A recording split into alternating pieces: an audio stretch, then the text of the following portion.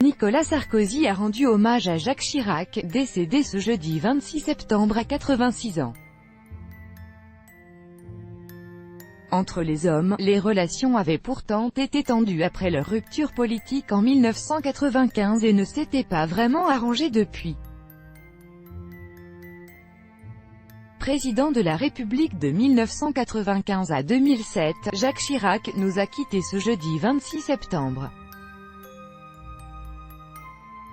Géant de la politique française, il s'est éteint à l'âge de 86 ans.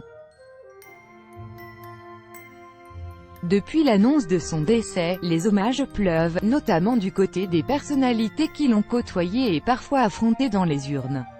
Du côté de la gauche, on a ainsi pu voir Benoît Hamon, Jean-Luc Mélenchon ou encore Lionel Jospin saluer le président. Et du côté de son ancien camp, Nicolas Sarkozy a pris la parole.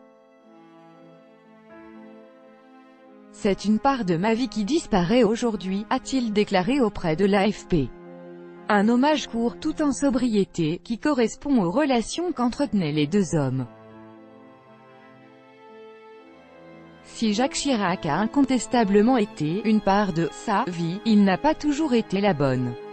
Nicolas Sarkozy et Jacques Chirac, 2 décennies de brouille proche du clan Chirac à ses débuts dans la politique. Nicolas Sarkozy a trahi celui qui était un de ses mentors avant l'élection présidentielle de 1995.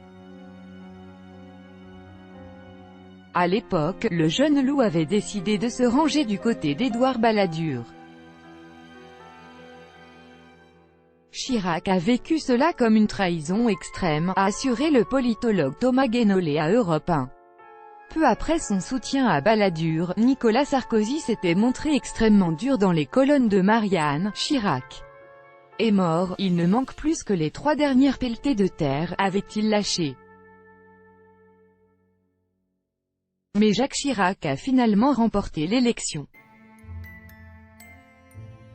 À son arrivée à l'Élysée, il avait évidemment laissé son ancien poulain sur le carreau. Pour Nicolas Sarkozy, l'après-1995 a été sa période politique la plus difficile. Les deux hommes ne sont pas pardonnés. En 2004, 10 ans après la trahison originelle, Jacques Chirac déclarait même en privé « Il faut marcher sur Sarkozy du pied gauche, car cela porte bonheur, s'il l'a ».